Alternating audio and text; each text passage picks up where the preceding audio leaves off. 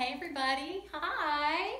You're probably wondering what in the world is going on at Miss Snell's house today. Why is she sitting around all these animal looking things?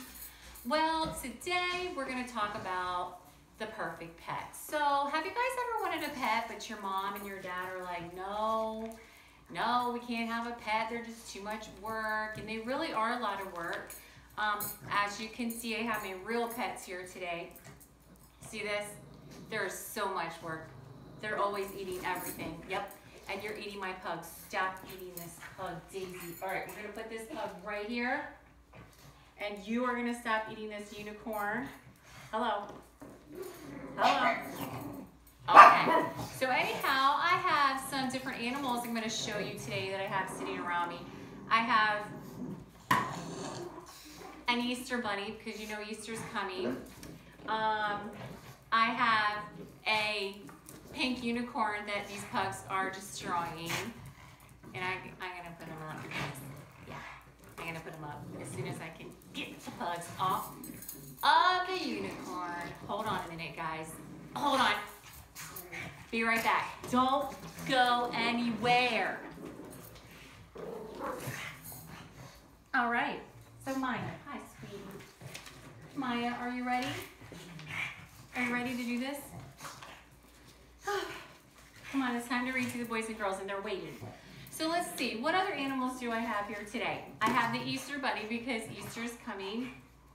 I have a monkey. Can you see the monkey? I have a parrot. I have an alligator. I have some dinosaurs. I have a spider. Can you see the spider behind me? And I have this longhorn thing. So today we're going to talk about what makes a good pet. And there's a little girl in the story that I'm going to read to you about today. Her name is Elizabeth. She really wants a pet so bad, and she goes through all kinds of different ways to get her family and her mom and dad to say yes, that she can have a pet. So this book is called The Perfect Pet by Margie Palatini and Bruce Watley. Hold on, let me get rid of this. There you go. Okay, back to the story. The Perfect Pets. And I bet everyone's gonna say not pugs after this video. Elizabeth really wanted a pet. Her parents really did not. They gave her a plant instead. Oh my goodness, a plant instead of a pet. Has any of your parents ever done that to you before? Mind you, it was a very good looking plant, as cactuses go, and it had quite a prickly sense of humor. Elizabeth named it Carolyn, which seemed to suit it just fine. So she named her cactus Carolyn. Guys, I'm really sorry. Hold on one second. Hold on, guys. Give me this. Give me the unicorn. I'll be right back. Give me the unicorn.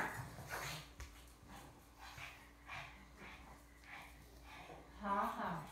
You can't get it now. Maya, you're such a good girl. Thank you, sweetie.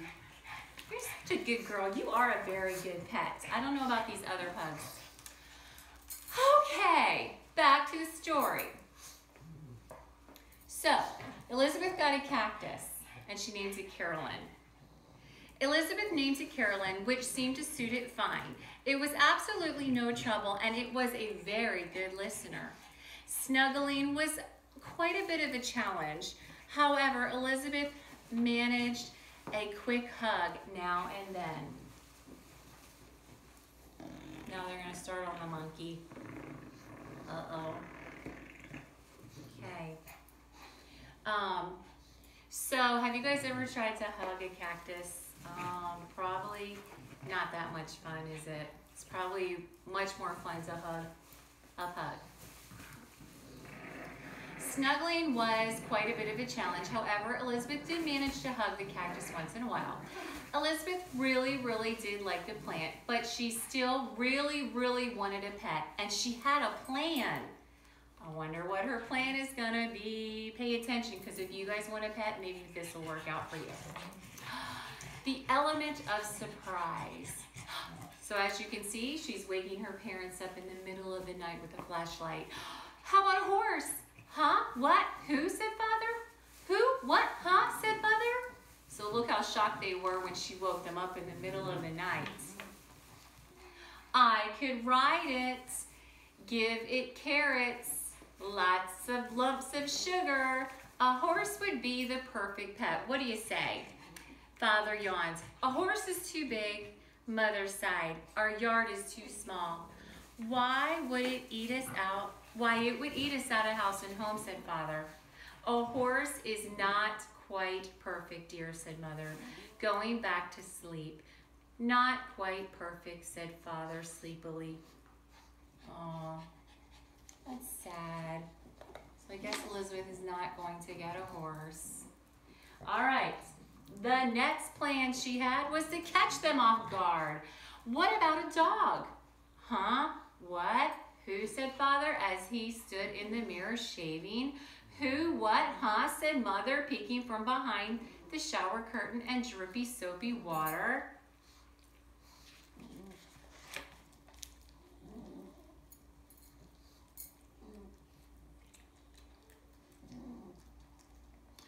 I don't know what they're eating, but they just ate something. I think it's my pillow. Okay, back to the story. I could take it for walks, teach it tricks, feed it treats, play fetch. A dog would be the perfect pet. What do you think? Father spit out shaving cream. Dogs bark. They're too loud. Mother grabbed a towel. They jump all over the furniture. A dog is not quite perfect, Elizabeth.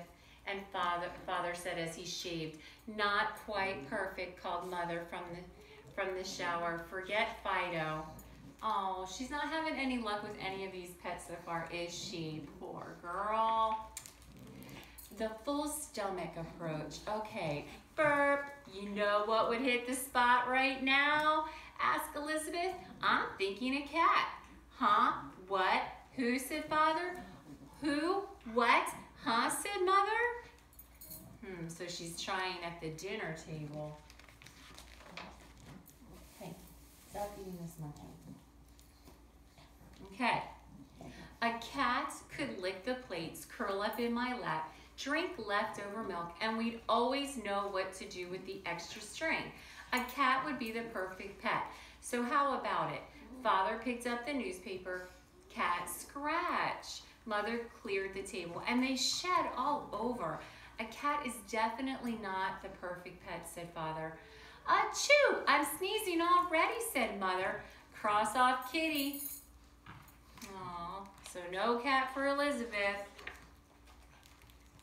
How about a bird, a bunny, a turtle, a fish, a guinea pig, a rat, any, all? Take your pick, said Elizabeth. Her parents looked at each other, and they said, nope. Afraid not. Not quite. Too fishy. Don't even go there. What's left, said Elizabeth. Oh, man. Guys, what is Elizabeth going to do? I mean, she can't have a cat. She can't have a dog. She can't have a horse. I mean, what is she going to have for a pet? Poor Elizabeth. Elizabeth was thinking she would never, ever really find the perfect pet. And then what do you know? She really, really did. In fact, she almost stepped on it. What do you guys think it was? It was something small enough for her to step on. Right there on her rug, a bug. Elizabeth picked him up. She held him in her hand. She looked at him with her eyes. He wasn't too big. He definitely wasn't too loud. He couldn't jump on the furniture. He didn't scratch. She knew he wouldn't jump on the furniture, didn't scratch, didn't shed. And how much food could a bug eat? He was the perfect pet. Carolyn totally agreed. Do you guys remember who Carolyn was? The cactus. So she agreed on the bug. Oh my. Doug moved right into the lovely house in the corner of Elizabeth's room. It had everything a bug could possibly want and more, including its very own cactus plant. Carolyn was only a hop, skip, and a jump away. He truly enjoyed himself sunning himself in the sand. Of course, Elizabeth provided him with extra crumbs to satisfy a growing bug's need.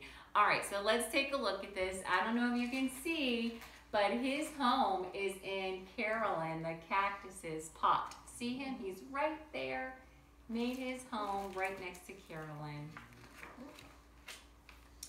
As expected, their relationship was a tad different than the usual.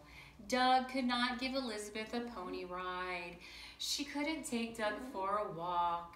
He couldn't catch a ball or fetch. So no matter how many times they practiced, it just wasn't going to work out. And try as they might, Doug just couldn't get the hang of playing with a string. And he was very helpful with homework. He always knew where to put the decimal or a period. And he loved snuggling up with Elizabeth each night for a story. What more could you ask? He was perfect. So there he is on Elizabeth's shoulder reading the bedtime story. And the story they're reading, you want to know what it's called? It's called There Ain't No Bugs on Me. Isn't that funny? With all those crumbs and plenty of sun, Doug grew by leaps and bounds. He was one big healthy bug and then some. The only trouble really came on one Saturday morning, many weeks later.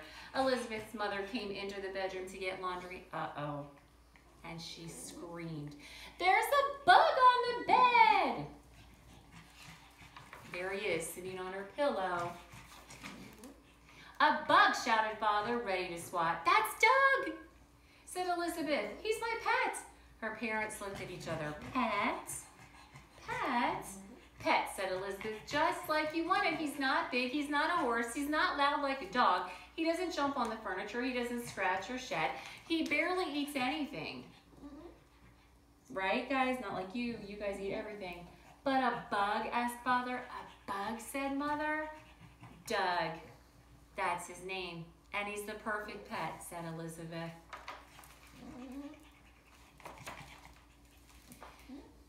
"Think we should have said yes to a dog?" questioned Father. Mother shrugged. "I don't know. We have more room on the couch with the bug." Elizabeth smiled and tossed Doug a piece of popcorn. Look at that. And they're all sitting on the couch, and there's Carolyn the cactus sitting on the coffee table. All right, so have you guys ever wanted a pet so bad that your parents say no? Maybe you can just pretend like I'm doing today and pretending that all of these pets, all of these animals are my pets, like this dinosaur that Daisy is trying to eat right now. Maybe you can pretend. But I do have something that we're going to do right now.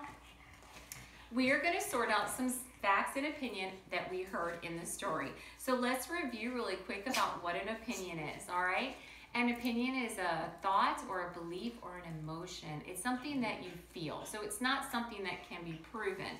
So that's an opinion, okay? And a fact. A fact is something that can be proven. You can prove it by doing research. It's always true.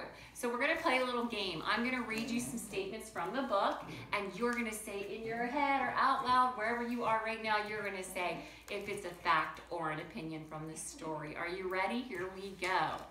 Okay. A bug makes a great pet.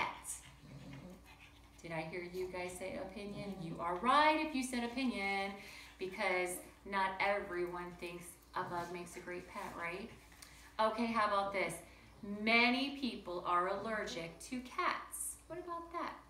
Did I hear you guys say fact? Yes, that is true. Many people are allergic to fact.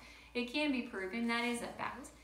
Dogs make better pets than cats.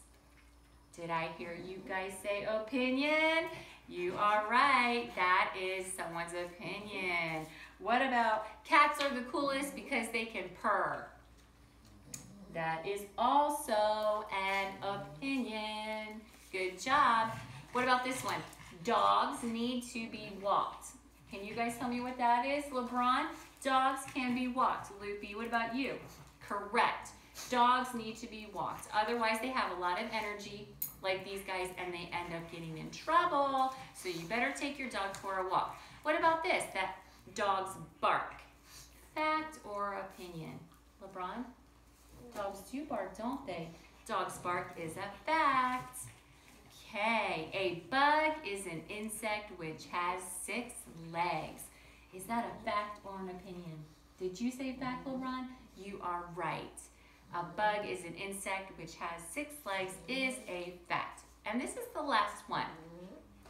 A horse needs a lot of room. Is that a fact or an opinion? A horse needs a lot of room. That is definitely a fact. A horse is a large animal and it needs a lot of space. If you would like a horse for a pet, you would have to have a field or a big yard. So just practicing some statements that are facts and opinions, and here's what I want you to do today. I want you to go find a friend or someone in your house and say, hey, LeBron, in your opinion, what's the best pet in the world?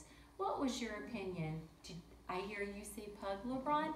You are correct. And then say, hey, can you give me 3 facts about that pet that you chose? LeBron, can you give me 3 facts about a pug? Okay, he said a pug is a dog. Correct, LeBron. A pug originated in China. That's a fact. Good job, LeBron. And a pug has a curly tail. That is a fact as well. So I hope you guys enjoyed our story today. I hope you have a great rest of the day, and I will see you next time. Bye, guys.